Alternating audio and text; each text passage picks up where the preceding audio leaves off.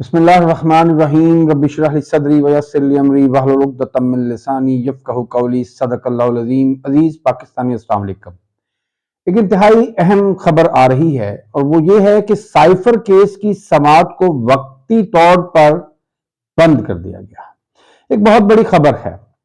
Cipher case وطن دشمنوں، وطن فروشوں اور آل شریف کے لیے انتہائی اہمیت کا حامل تھا، کیونکہ اس کیس کے ذریعے پاکستان کی تاریخ کے سب سے محب وطن، جرأت مند اور دلیر وزیر اعظم کو تختہ دار پر لٹکانا مقصود تھا، کیونکہ انہوں نے وقت کے سب سے بڑی طاقت کو للکارا تھا، امریکہ کی آنکھوں میں آنکھیں ڈال کر بات کی تھی اور پوری دنیا کے سامنے نبی اکرم محمد صلی اللہ علیہ وسلم کی عزت اور حرمت کا مقدمہ لڑا تھا۔ اور یہی وہ عمران خان کا جرم تھا جس کی وجہ سے سائفر کی نوبت آئی۔ پاکستان کے نامعلوم حکمرانوں کو دھمکیاں دی گئیں اور انہیں یہ ان سے مطالبہ کیا گیا کہ عمران خان کو فارغ کرو ورنہ ہم تمہارے ساتھ برا سلوک کریں گے، جس کے نتیجے میں 10 اپریل 2022 کو ایک گھناؤنے اور گھٹیا کھیل کے ذریعے اراکین پارلیمنٹ کو سندھ ہاؤس میں قید کر کے ان کے ضمیروں اور ذہنوں کو خرید کر پاکستان کے ایک منتخب اور مقبول وزیر اعظم کو گھسیٹ کر اقتدار سے نکالا گیا۔ اس دن سے ایسا لگتا ہے کہ پاکستان پہ ایک لعنت اور نحوست کا سایہ ہے۔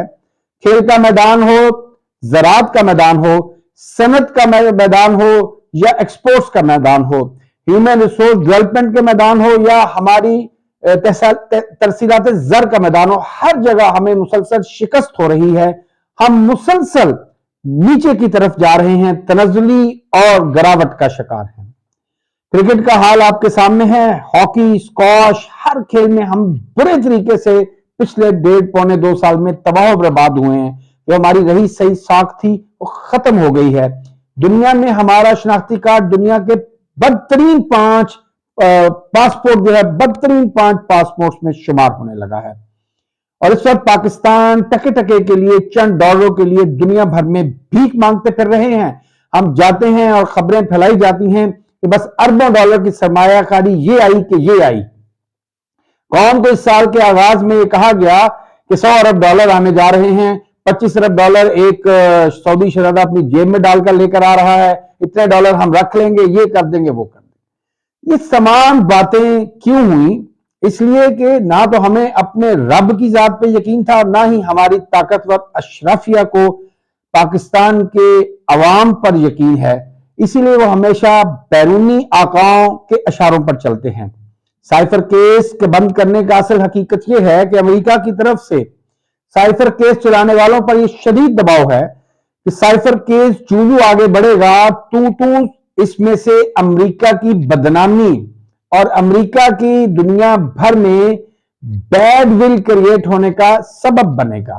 دنیا کے سامنے یہ کیس جب کھلے گا تو دنیا کو پتہ چلے گا کہ کس طرح امریکہ کے دوسرے تیسرے درجے کے افسر پاکستان جیسی کمزور اور لاغر ریاستوں کے سفراء کو بلا کر ان کی تذلیل کرتے ہیں اور ان کے حکمرانوں کی ڈوریاں کھینچنے کی کوشش کرتے ہیں، انہیں اقتدار سے ہٹانے کی دھمکیاں دی جاتی ہیں، اور جو ان کی دھمکیوں کے آگے گھٹنا نہ ٹیکے تو پھر اس کو عمران خان کی طرح نشان عبرت بنایا جاتا ہے۔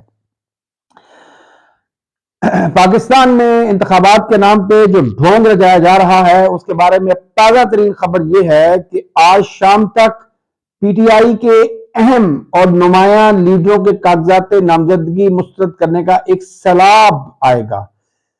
علی امین گنڈاپور ہو، مجید نیازی ہو، ریحانہ امتیاز ڈار ہو، زرتاج گل ہے، مراد سعید ہیں، اب تک یہ نام سامنے آ چکے ہیں جن کے کاغذات نامزدگی کو مسترد کیا گیا ہے۔ لیکن ہمیں اپنی اعلیٰ عدلیہ سے اب بھی امید ہے، ہمیں پاکستان سے امید ہے، ہم پاکستان کے روشن مستقبل میں ایٹ لیسٹ آج تک یقین رکھتے ہیں۔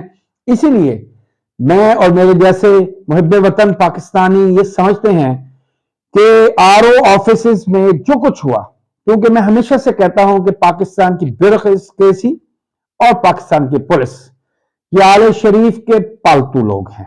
آل شریف نے ان کو پالا پوسا ہے، جائز ناجائز ان کی ضروریات کو پورا کیا ہے، ان کے مفادات کا تحفظ کیا ہے، इनको चोर रास्ते सिखाए हैं, इनको हराम माल कमाना सिखाया है, और इन्हीं के जरिए से आले शरीफ ने हमेशा अपने हराम माल के खजानों को भरा है और 17 मुल्कों में और दुनिया के 5 बरआज़मों में अपने 3000 अरब रुपए से जायद के असासे बनाए हैं। ये उनके पालतू पपीज हैं जिनको वो हमेशा हड्डी डालते हैं, तो इनसे खैर की तवक्को वैसे भी नहीं रखनी चाहिए। ताहम पाकिस्तान की अदलिया में मुझे यकीन है कि आज भी ऐसे गैरतमंद, इज्जतदार और साहिब किरदार जज मौजूद हैं जो यकीनन इन नामजदगियों के खिलाफ इंसाफ मुहैया करेंगे। नाजरीन, नकद कोका मलकू का ट्रेडमार्क बन गया है और नकद कोका ने बुनियादी तौर पे जो असल जरब लगाई है वो आले शरीफ को लगाई है। आले शरीफ के पास वोट को इज्जत दो को दफन करने के बाद जो वाहिद बयानिया बनता है इस वक्त वो है वोट को इज्जत दो।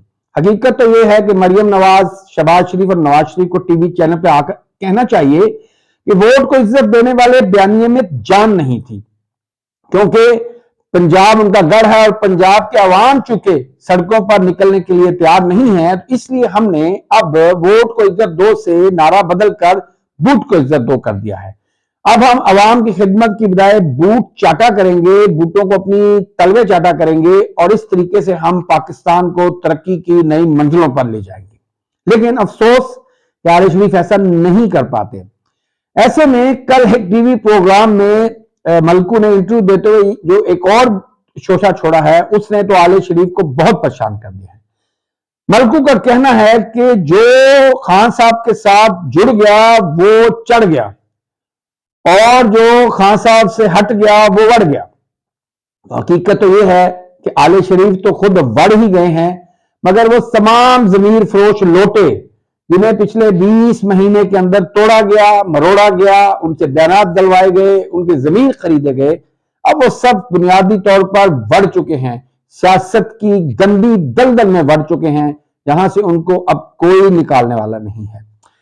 हकीकत तो ये है कि पाकिस्तान के अखबारात और पाकिस्तान के सरकारी मीडिया के जरिए 50 साल से ज्यादा अरसे तक पाकिस्तानी कौम को बेवकूफ बनाया जाता रहा।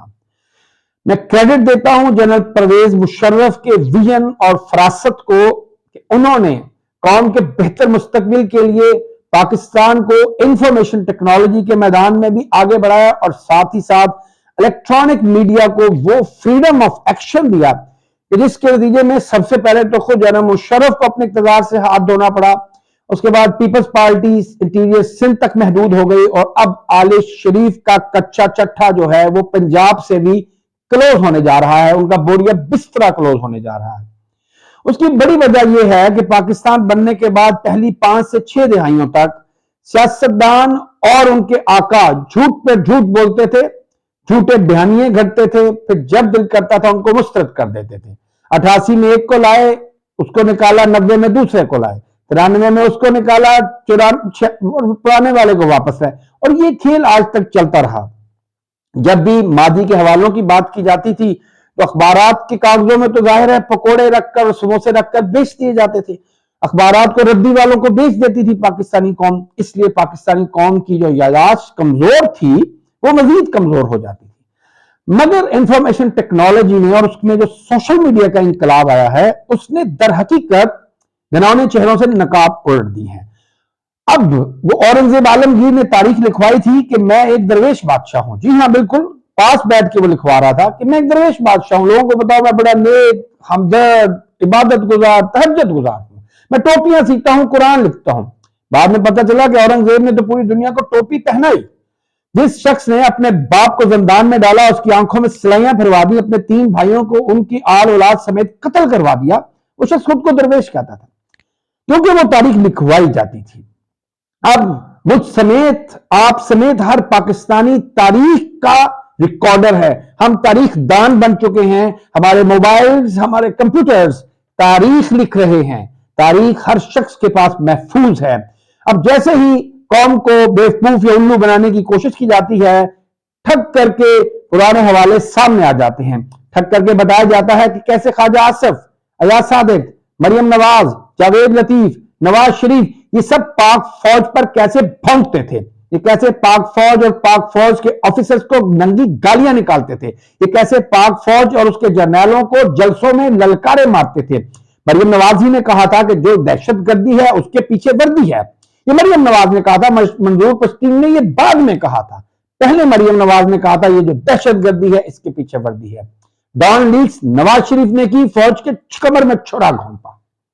ये नवाज शरीफ है जो कहता है कि जर्नैल और फौज मुल्क तबाह करते हैं और सियासतदान उसको ठीक करते हैं। ये परवेज रशीद ही था जिसने कहा जर्नैल मुल्क तबाह करे और नवाज शरीफ आकर उनको ठीक करे।